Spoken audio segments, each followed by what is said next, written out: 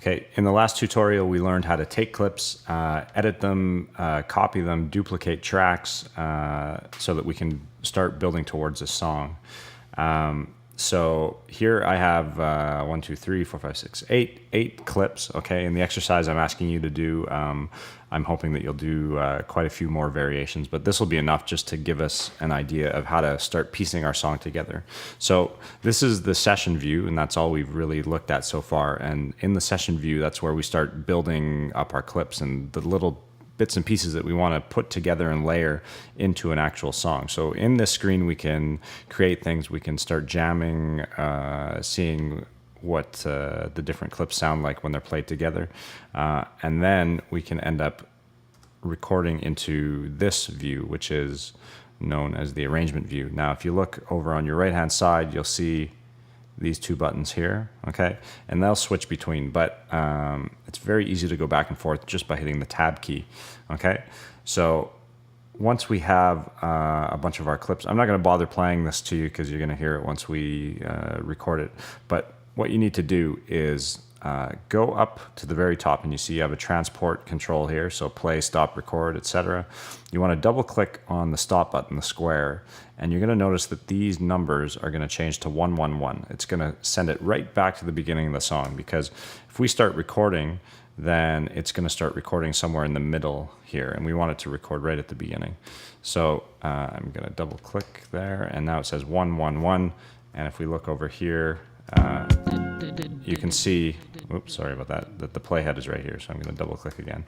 Okay, now you notice when I hit play there, a few clips started playing at the same time. Now, if we want to record our song and we want these three things playing immediately, then we're fine. We can just put it into record and hit play.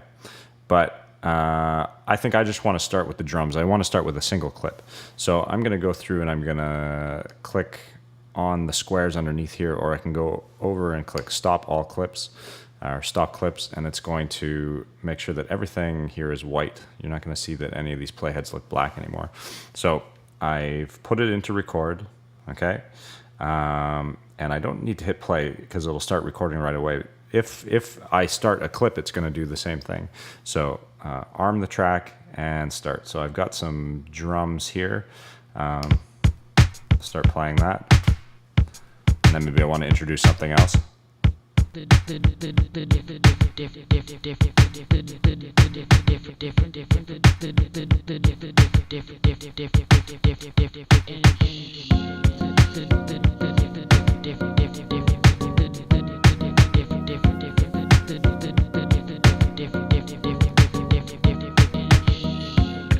I'll just start randomly going through these.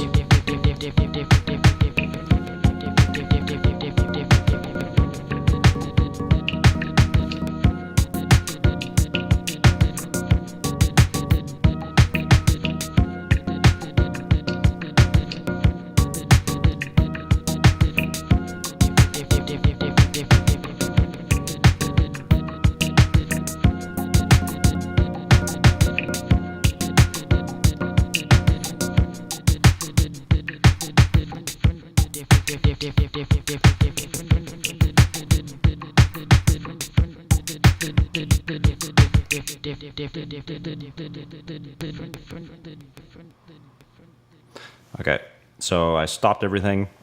It's still recording up here, so I want to hit stop. Just to give you an overview of what I had on each track, these were all impulse tracks. Okay, I chopped up someone's voice and put them saying different words on here. It was a student I had before, so these are the original sounds instruments, here. Different instruments, rearranging the... Okay, and then I just have some standard drum sounds on here, a kit that I put together. Okay, and then on the third impulse track, I just drop different sounds on there. So I've got...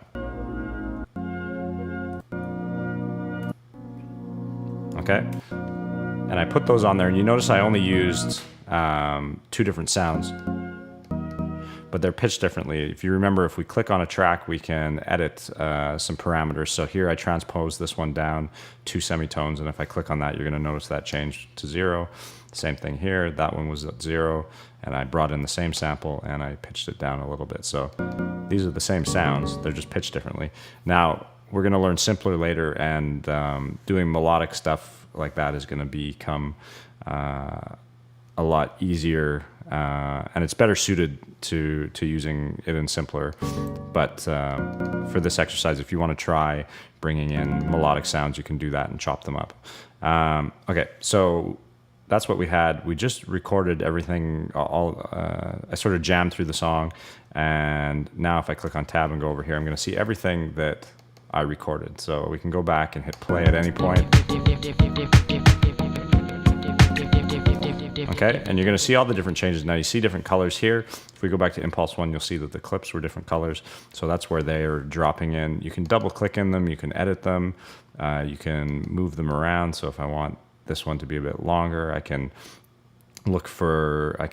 put my cursor there and wait for that bracket to show up, and then I can drag things. So I can drag things out. I can move this over here. Maybe I wanted that to play and then this to play.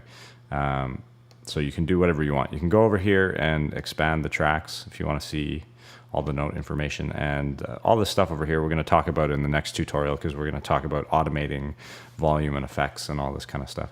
But don't worry about that now. So we have everything in here. Now we can play it back, and we basically have a basic version of our song.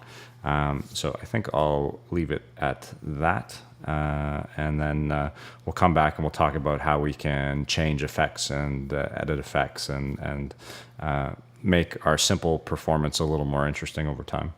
Okay.